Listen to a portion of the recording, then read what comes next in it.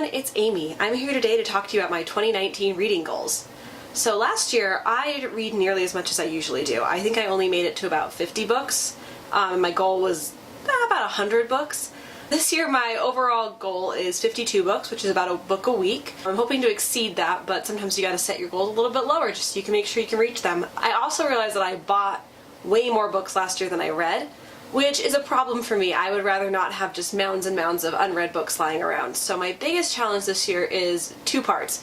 One, to not buy any more books, or buy at least as few books as possible, and two, to read books mostly that I own instead of acquiring new ones. So there's a couple exceptions to the rule. One, I'm in a book club, so if I have to buy books for book club, that's fine. Or I might get them from the library or Audible. Two, I take classes, so if I need books for my courses, my college courses, I'll have to buy those as well. And three, gifts don't count. So if anyone wants to give me a book, I will still happily accept that book. I did some calculating today, and I have about 13 shelves of unread books, which is a lot. I didn't count the exact number of them because that seemed overwhelming, but I might post that list in full on my Tumblr just to kind of keep track of it and to see, count down and check them off, because I'm an obsessive list person, so if I can check it off, I'm immediately happier. There's about 13 shelves of unread books for me to get through this year, so that includes all genres. There's a lot of YA books, a lot of them were new releases last year, unread series, all kinds of fun stuff. So my biggest goal for 2019 is to read at least 52 books, don't buy any new books as much as possible, and read the ones I already have.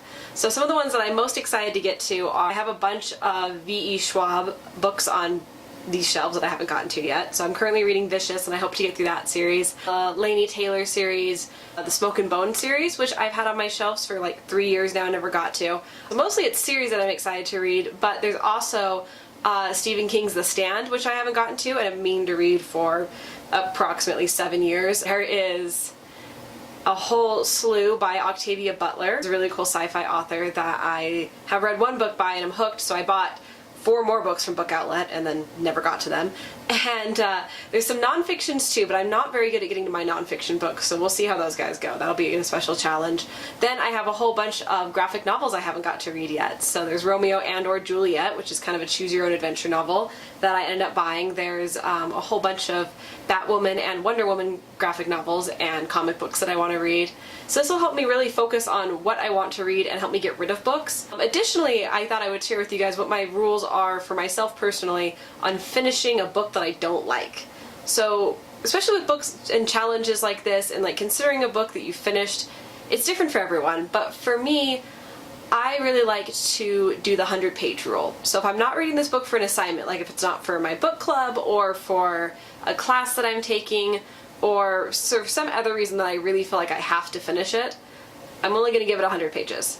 I'm a pretty quick reader, so it'll take me maybe an hour and a half to 2 hours to read 100 pages of a book on average. So that's not a huge chunk of time out of my life to have wasted on a book. But after 100 pages, if it's not engaging me, if I don't like it, if it's not something that I'm excited to keep reading or feel compelled by, I'm gonna put it down and I'm gonna walk away probably, because life is short and I have 13 shelves of unread books to get to. So why would I want to waste my time on a book that doesn't bring me some kind of joy or fulfillment in any way, shape, or form? That being said, have I hate read a book to the end? Have I purposely read it because I hated it and I had opinions and I wanted to see how it ended? Yes, I have done that. I think we've all done that sometimes, which can be in its own way stimulating. But for the most part, if you don't like a book, you can just set it down. It's fine. You don't have to finish a bad book. It's a big soapbox that I'll get on, because I don't think that reading should be like a form of suffering. So whatever way you like to read should be the way that you read. If you're an ebook reader, if you prefer audiobooks, if you only read mass market fiction paperback books that are kind of like the reading equivalent of cotton candy, that's awesome. At least you're reading. That's so good. That's amazing.